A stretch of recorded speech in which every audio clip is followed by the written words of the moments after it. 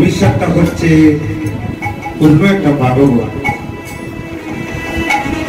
হরিকথা, যেখানে সেখানে শোনা যায় না। মা মাতৃগর্ভে ছিলাম যখন হেঠমুন্ডে ঊর্ধ্বপদে শয়ন মন্দিরে, মাতৃগর্ভের যাতনা সহ্য করতে না পেরে সেই দিন দয়ালে গুরুদেবকে স্মরণে করে বলেছিলাম, গুরুদেব আমায় মাতৃগর্ভ সিন্ধু কারাগার থেকে উদ্ধার করো।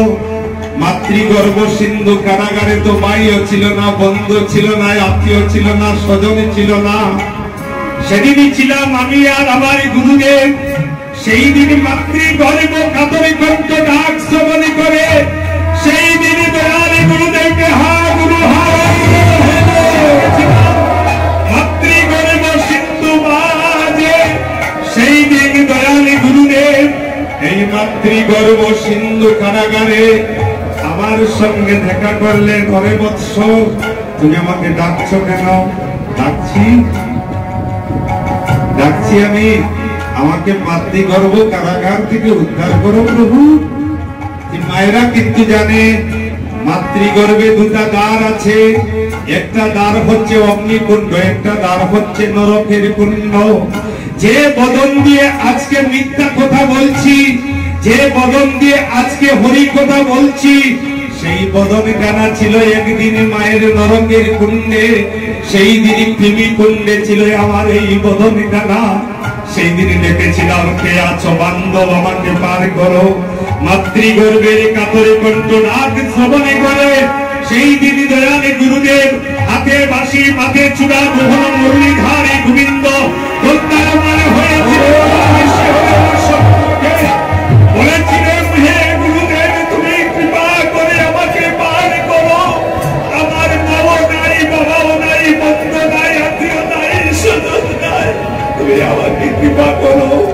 মাতৃগর্ভে গুরুদেব বললেন, অরে তোকে আমি এই গর্ভ সিন্ধু থেকে উদ্ধার করার জন্য এসেছি।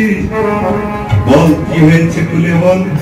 প্রভু আমি অগ্নিকুণ্ডের জ্বালায় আর সহ্য করতে পারছি না।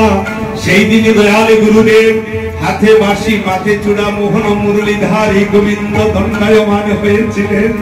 সেই দিন বলেছিলাম, গুরু গো আমার এই নরক কুণ্ড থেকে উদ্ধার করো। সেই দিন গুরুদেব সপ্তম মাসে অষ্টমী দিবসে কর্ণমূলে শুনাইলেন মধুমাতা কৃষ্ণ নাম। নাম শুনে আমার সেই দিন গুরু কৃপা বলে বলেছিলাম, গুরু মাতৃগর্ভে গুরুদেব বললেন, এবার তুমি আমার দক্ষিণা দাও। মাতৃগর্ভে গুরুদেবের চরণে যেই মাত্র কর্ণমূলে নামটি দিলেন, ওই দিন সেই বীজ মন্ত্র স্থাপন হলো। নয়ন প্রস্ফুটিত হয়ে গুরুদেবের সেই বদন দর্শন করলাম। সেই দিন গুরুদেবকে বলেছিলাম, গুরু গো তুমি কৃপা করে আমাকে পার করে দাও। অগুরু গো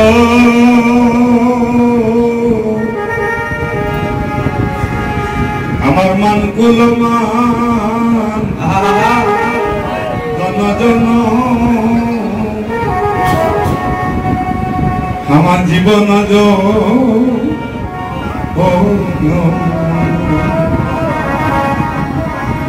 আমি আজ থেকে সর্ষ পিলাম তোমার চরণে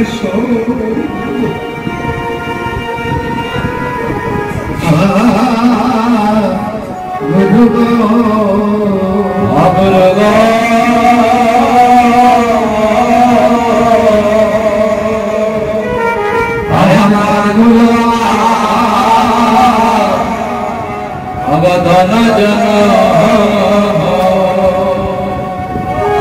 আমার জীবন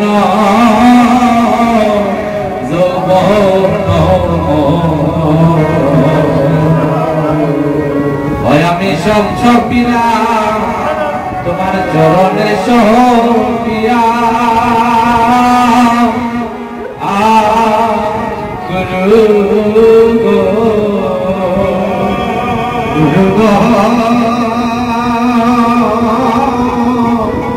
আজ থেকে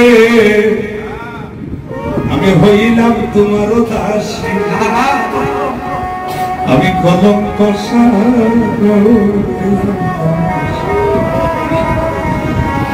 প্রেমবাসী আমার গলায়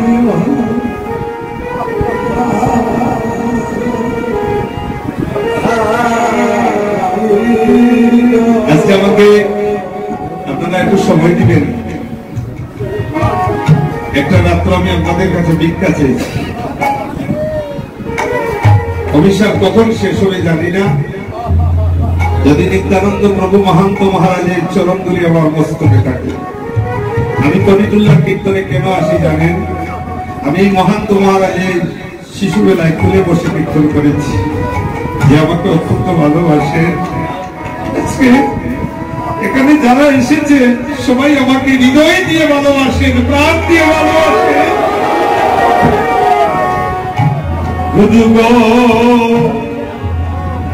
আজ থেকে কইলাম আমি তোমার দাসী, আমি কলঙ্কশী।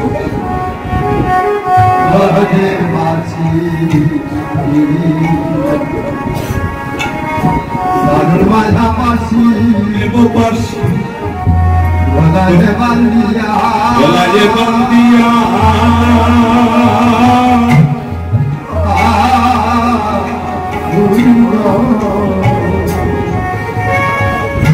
অগুরু গদ তলুকে আমার বন্ধ বলে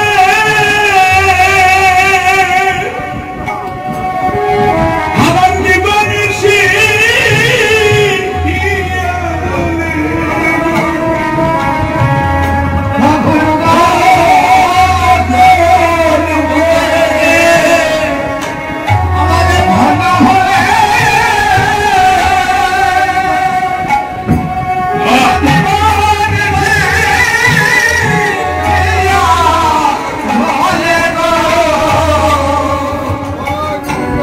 আমি দিদি কাটাইলাম গুরু তোমার চরণে সপিয়া,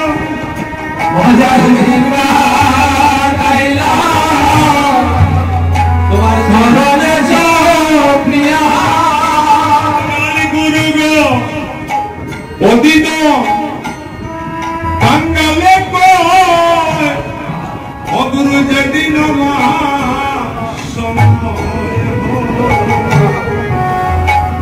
আমি মরি যেন তোমার চরণ বুকে লইয়া।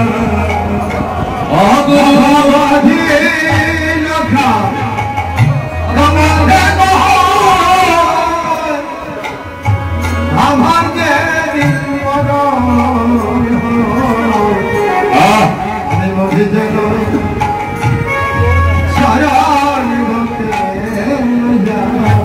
অদয়াল গুরু গ্রহ অতীত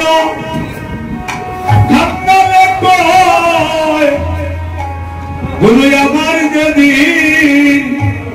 যেদিন শুভযাত্রা হয় মরি যেন তোমার চরণ বুকে লইয়া।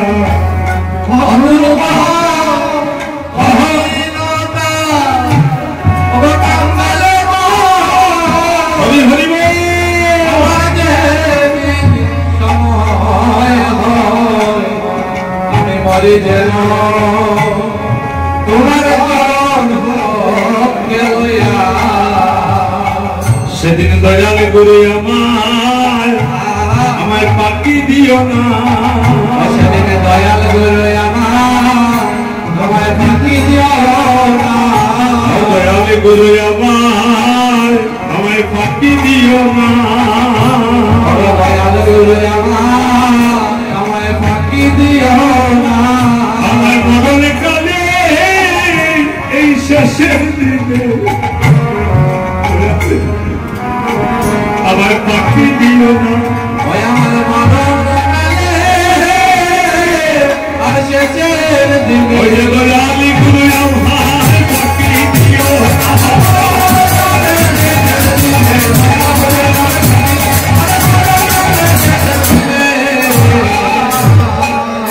আচ্ছা আমি খুব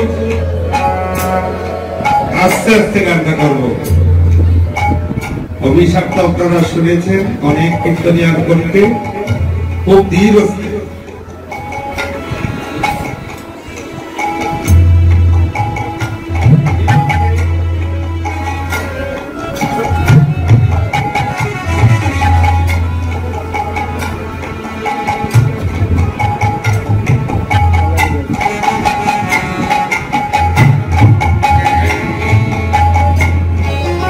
অভিশাপটা হচ্ছে পূর্ণ ভাগবত।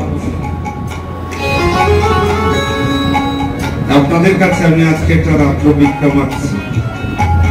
আমি প্রথম গুরু তত্ত্ব থেকে ধরেছি। আগে গুরুকে জানতে হবে। হরি কথা শুনিবে না যেখানে সেখানে, হরি কথা শুনিবে গিয়ে তুমি বৈষ্ণবের স্থানে। অবৈষ্ণবের মুখের হরি কথা আর বৈষ্ণবের মুখে হরি কথা কোটি গুণ তফাৎ। আমি কিন্তু বৈষ্ণব নয়, ভক্ত নয়। আমার কথাটা আপনাদের বেশি ভালো লাগবে না, কারণ ভাগবতে তার প্রমাণ করলেন হরি কথা বৈষ্ণবের মুখে শুনিলে যেভাবে আস্বাদিত হবে, আমার মতো অভক্তের মুখে শুনলে সেটা আস্বাদিত হবে না। কারণ